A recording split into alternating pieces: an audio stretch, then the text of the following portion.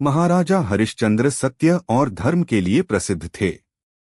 वे अयोध्या के सूर्यवंशी राजा थे और उनका राज्य प्रजा में सुख समृद्धि से भरा हुआ था। हरिश्चंद्र का जीवन न केवल एक राजा का था, बल्कि वे सत्य के प्रति इतने समर्पित थे कि उन्होंने अपने जीवन की हर परिस्थिति में सत्य और धर्म का पालन किया। एक बार ऋषि विश्वामित्र ने राजा हरिश्चंद्र की परीक्षा लेने का निश्चय किया। उन्होंने सोचा कि क्या हरिश्चंद्र वास्तव में सत्य के पथ पर सदा चलते रह सकते हैं, चाहे परिस्थितियां कितनी भी कठिन क्यों न हो जाएं। इस विचार से उन्होंने राजा को भ्रमित करने और उनके सत्य के संकल्प की परीक्षा लेने के लिए माया रची।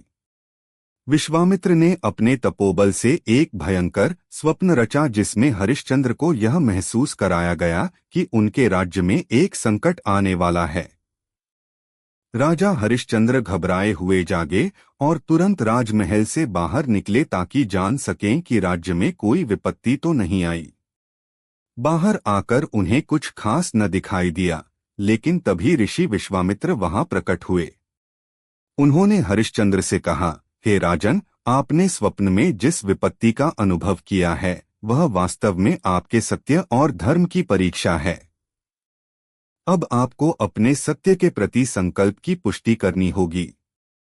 हरिश्चंद्र ने कहा, हे मुनिवर, यदि मेरी सत्यता और धर्म पर कोई प्रश्न है तो आप निस्संकोच मेरी परीक्षा लें।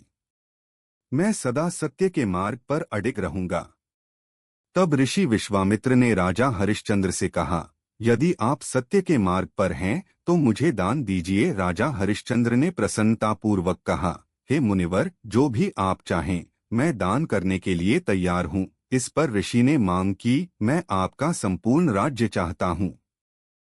यह सुनकर हरिश्चंद्र कुछ समय के लिए स्तब्ध रह गए, लेकिन उन्होंने अपने वचन का पालन करते हुए विश्वामित्र को अपना राज्य दान कर दिया। इसके बाद हरिश्चंद्र और उनकी पत्नी तारा और पुत्र रोहिताश्व को महल से बाहर निकलना पड़ा। राज्य छोड़ने के बाद हरिश्चंद्र अपनी पत्नी और पुत्र के साथ जंगल की ओर चल पड़े। इस कठिन परिस्थिति में भी हरिश्चंद्र का सत्य के प्रति विश्वास अटूट था। उनकी पत्नी तारा ने उनसे कहा, हे स्वामी, अब हम कहाँ जाएंगे? हमारे पास न कोई धन है न कोई आश्रय। हरिश्चंद्र ने धैर्यपूर्वक उत्तर दिया, प्रिय, सत्य के मार्ग पर चलने वाले को कभी डरना नहीं चाहिए। हमें भगवान पर भरोसा रखना चाहिए। कुछ समय पश्चात जब उन्हें गुजारा करने के लिए कोई साधन नहीं मिला तो हरिश्चंद्र ने काशी जाने का निर्णय लिया। वहां पहुंचकर उन्होंने सोचा कि किसी भी प्रकार से उन्हें कोई काम मिल जाए जिससे वे अपनी आजीविका चला सकें। काशी पहुंचने पर हरिश्चंद्र ने देखा कि वहां श्मशान घाट पर एक कार्यकर्ता की आवश्यकता है। जीवनयापन के लिए मजबूर होकर उन्होंने श्मशान के रक्षक का काम स्वीकार कर लिया। उनका कार्य यह था कि जो भी लोग अपने परिजनों का अंतिम संस्कार कराने आते उनसे श्मशान शुल्क वसूल किया जाए। यह स्थिति हरिश्चंद्र के लिए अत्यंत कष्टदायक थी, लेकिन फिर भी उन्होंने इसे स्वीकार किया क्योंकि उन्होंने सत्य और धर्म का पालन करने का वचन दिया था।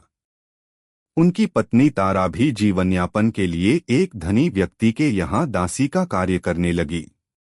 उनका पुत्र रोहिताश्व दिन प्रतिदिन कमजोर होता जा रहा था क्योंकि वह लगातार कठिनाइयों का सामना कर रहा था। एक दिन रोहिताश्व जंगल में खेल रहा था, तभी उसे एक सांप ने डस लिया।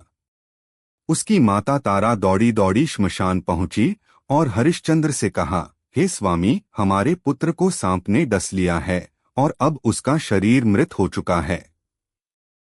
अब उसे श्मशान में जलाने की आवश्यकता है। यह सुनकर हरिश्चंद्र का हृदय टूट गया, लेकिन उनके सत्य का संकल्प इतना दृढ़ था कि उन्होंने अपनी पत्नी से कहा, यदि आप अपने पुत्र का अंतिम संस्कार यहाँ कराना चाहती हैं तो आपको श्मशान शुल्क चुकाना होगा। यह सुनकर तारा रोने लगी क्योंकि उनके पास श्मशान शुल्क देने के लिए कोई धन नहीं था। हरिश्चंद्र ने अपने पुत्र के अंतिम संस्कार के लिए धन न होने पर भी सत्य का पालन करते हुए शुल्क न लिया, लेकिन वे अत्यंत दुखी थे। तभी आकाश से देवताओं ने प्रकट होकर कहा, हे हरिश्चंद्र, तुमने अपने सत्य और धर्म के प्रति अडिग रहते हुए अपनी कठिन परीक्षा उत्तीर्ण की है।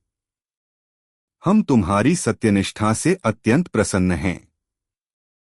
देवताओं के आशीर्वाद से रोहिताश्व पुनः जीवित हो गया और हरिश्चंद्र को उनका राज्य, वैभव और सम्मान वापस मिला। विश्वामित्र ने स्वयं प्रकट होकर हरिश्चंद्र से क्षमा मांगी और उन्हें सत्य का प्रतीक मानते हुए आशीर्वाद दिया।